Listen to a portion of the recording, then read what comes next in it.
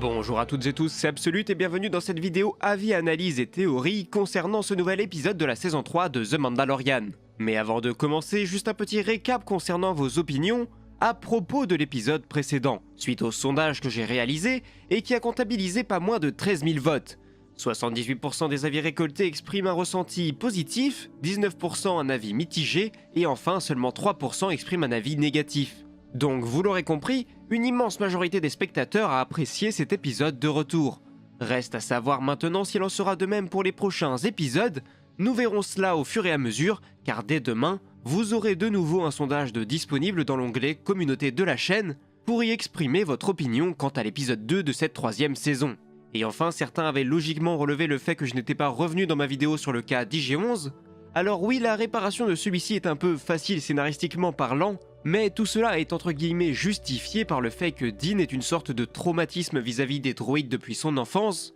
et qu'IG-11 est le seul en qui il fait confiance. Après, est-ce que vous acceptez cet état de fait ou non, ça relève uniquement de la sensibilité de chacun. Et tiens d'ailleurs, je vous retiens encore quelques secondes, mais j'ai récemment ouvert une nouvelle chaîne dans laquelle je vous parle de l'actu Star Wars en quelques minutes, de façon régulière, donc si vous voulez vous tenir informé de l'actualité au jour le jour, et que vous étiez par exemple un fan de mon format Star Wars News, c'est probablement une bonne idée d'aller vous y abonner, après moi je dis ça comme ça.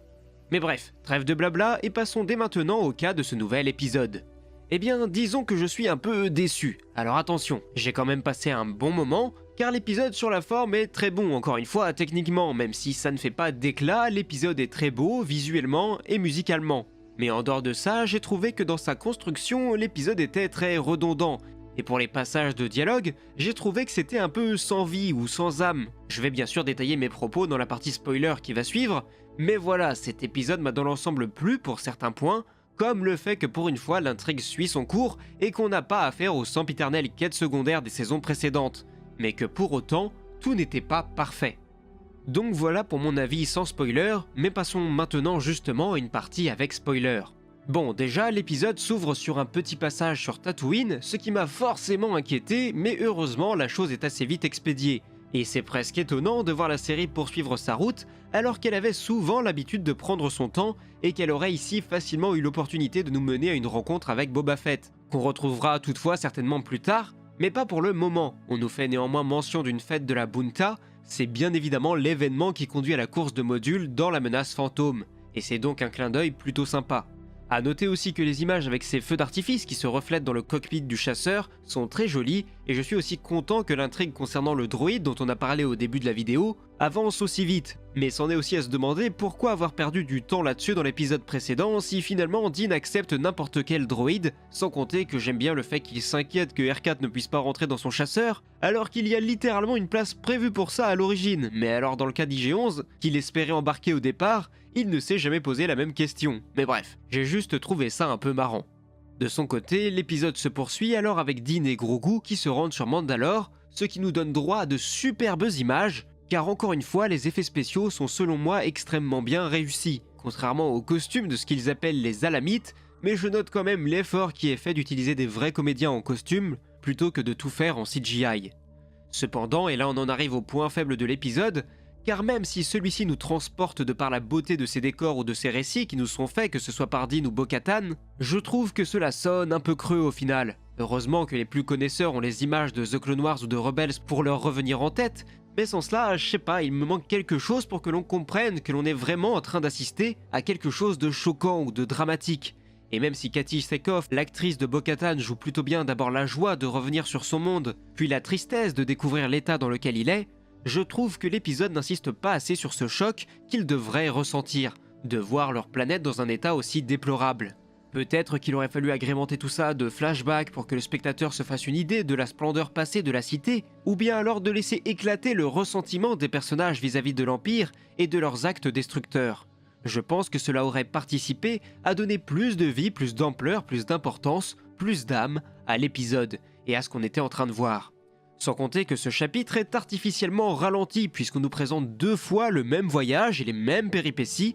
que ce soit d'abord Dean avec Grogu, puis ensuite avec Bo-Katan, l'entrée dans les cavernes, l'affrontement contre les monstres, etc., etc. Je trouve que c'est un peu redondant et un peu lourd pour l'épisode. Heureusement, tout cela permet quand même à Bo-Katan de se mettre tout particulièrement en avant, On s'attache un peu plus à son personnage, et on comprend aussi qu'elle a de beaux restes et qu'elle manie bien mieux le sabre noir que Din. Et surtout, le point important de cet épisode, c'est de nous prouver que Grogu devient peu à peu de plus en plus autonome, qu'il n'est plus un être sans défense et qu'il peut se protéger lui-même, fruit certainement de son entraînement avec Luke Skywalker. Et je pense d'ailleurs qu'il est sur le point de prononcer ses premiers mots, à un moment qui sera sûrement extrêmement touchant dans les prochains chapitres.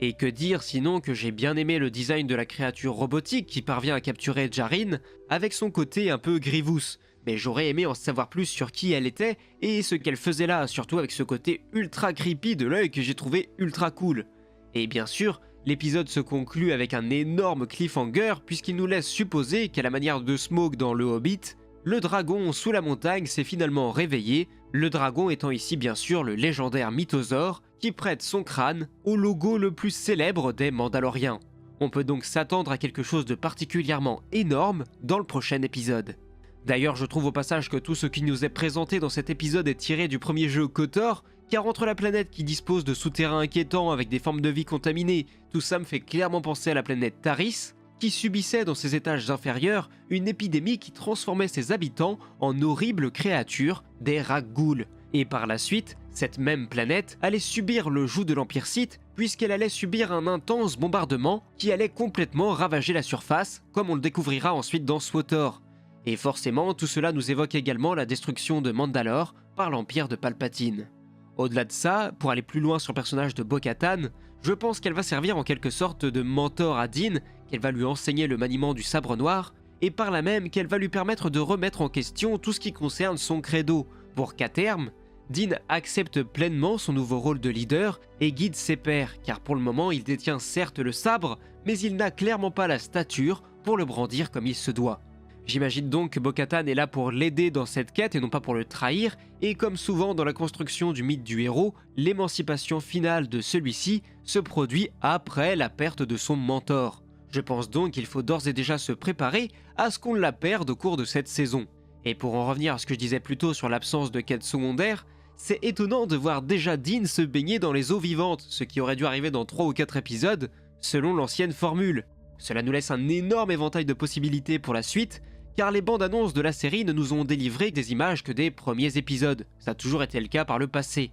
On peut donc là encore émettre énormément de suppositions pour la suite, comme le fait que les pirates vont de nouveau faire parler d'eux en s'attaquant à Nevarro, mais j'attends surtout de savoir ce que la fin de saison nous réserve comme climax. Qui les Mandaloriens vont-ils devoir affronter, même si j'imagine qu'on aura un début de réponse la semaine prochaine ou la suivante, avec le retour probable sur le devant de la scène du Moff Gideon. Et sinon, comme dernier point à signaler, je pourrais aussi brièvement dire un mot de la musique que j'ai trouvé parfaitement adaptée à la situation, avec un ton très pesant qui collait parfaitement à l'ambiance que dégageait cette planète complètement abandonnée.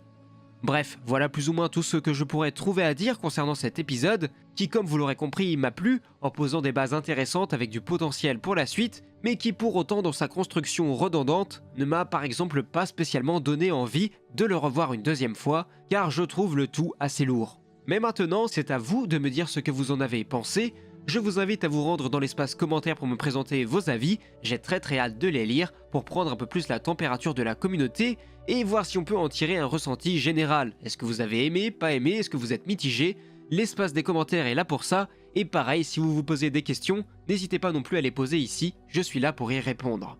Mais bref, sur ce, j'espère que cette vidéo vous aura plu, si c'est le cas, je vous rappelle que vous pouvez bien sûr vous abonner gratuitement à la chaîne pour ne rien manquer des futures sorties des prochaines vidéos, notamment celles en lien avec la série. Mais sur ce, la vidéo est à présent terminée, c'était Absolute et que la force soit avec vous, ciao.